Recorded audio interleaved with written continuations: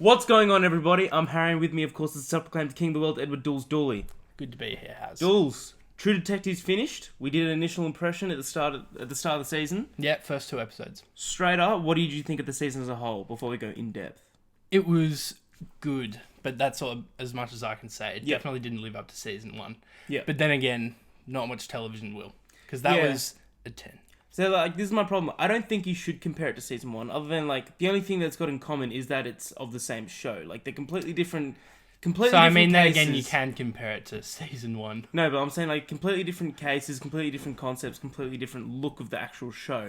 I think all you can do is compare it because it's sharing the same name, same creator. Yeah, writers. but, like, people are rather not looking at the quality. It just of had a this certain one. precedent to live up to. Yes, I understand. So. Yeah, straight like, what were the things that you liked? What were the things you didn't like?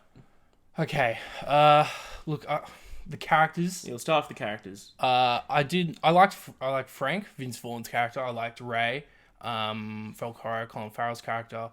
Rachel McAdams' character was likable. Taylor Kitsch was fucking Batman. He sounded like Batman. Yeah, I've got to go save them. Yeah, Gotham needs me. He was a little over dramatic. Yeah, he was at, bad at times. I didn't grow to like his character until the very end, and then bury me's dead. Oh, by the way, we're spoiling it. Yeah, we're spoiling the whole thing. I loved.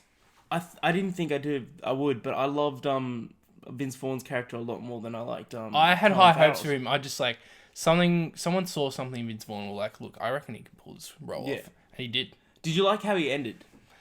I don't like how Ray ended. I like how Vince Vaughn ended. Should we get to the ending? Should you dive right into that? We'll start at the ending.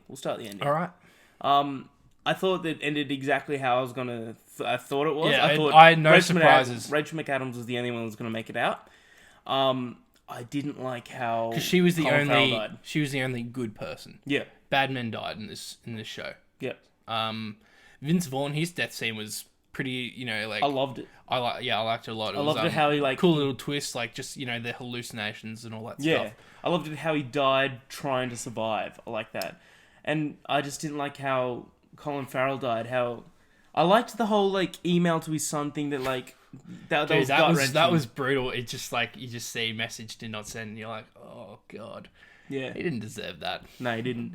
But the characters. Oh, dude, the kid was his all along. I know that was good. That was good. That he'll never know that though. Didn't see that coming. He's always just like, that's my kid, but he had doubts because the whole season he's just like, I don't want this test.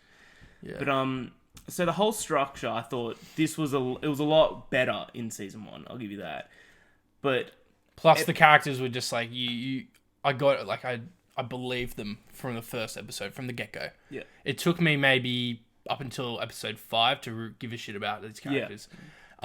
Speaking of episode 4, very anticlimactic, especially coming off the masterpiece that was season 1's episode 4. Oh, the big long tracking shot of the raid. Oh, everyone knows how good that one is. Yeah, no, absolutely. Yeah, I mean, it had a cool little shootout at the end, and that's about it. But that's basically from that episode though. I think it just continually goes up from there.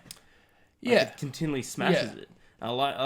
Each episode after that, I thought got better and better and better. But I thought the best episode I thought was what was the one with the whorehouse at the end with where I think that was it was 7. 6 or 7. It was one of them. That was not 4 as Whorehouse. It definitely wasn't. Whorehouse is 4, dude. No, that was 4 absolutely was not 4. I think it was. That was number 6. 2 from I think it might have been 6. Yeah. Man behind the camera being a fucking idiot. Why do we listen to him? Yeah, no, it was definitely 6 or 7 because then they go into hiding. Yeah. I think that was one of the best things I've seen this year on TV. The score for that episode was pretty unique. I liked it. Oh, it sounded like a Disney sort of movie. It sounded like a score from Pinocchio. Mate, yeah, okay. But what? I didn't get that vibe at all. You're wrong. You're so wrong. Wrong, wrong, wrong, wrong. Wrong, wrong, wrong, wrong. You're wrong. You're wrong. You're wrong. Episode 5, I feel coming off episode 4, which I felt let me down, and then episode 5 really let me down as well. So that's the one example where I feel it didn't get better at all. Yeah. I think it had that unnecessary time skip. It's like, Yeah. six months later, Ray's private security for Frank now.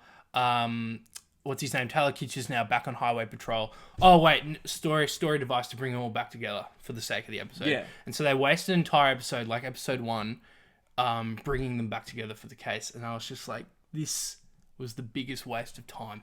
Yeah. So I mean, there were just episodes like that, just were literally a waste of time. Yeah. So I don't know. Now, all in all, I thought it was an enjoyable season. It definitely did not live up to season 1. Season 1, I think, is the best piece of television ever created for me. I feel like 8 episodes and it was just perfect. I'll give that to you. Yeah. I'm a big Breaking Bad fan. So. Breaking Bad's excellent. Yeah. But I just think that this was just more up my alley. I just love those sort of crime dramas. But yeah. The characters I thought were amazing as a whole. I thought the story got fucked up by the end. Like it was way too convoluted. It was way too convoluted. convoluted. I had no idea. I think the only person who knew what was going on was the creator. Yeah. Like he's just like, everyone's gonna love this. And it's just like, well, no. The reviews are actually, we're being quite generous. I feel reviews are giving them 5 and 6s out of 10. Really? As a season whole, yeah. Really? Yeah. Just like as an overall consensus, I'm seeing.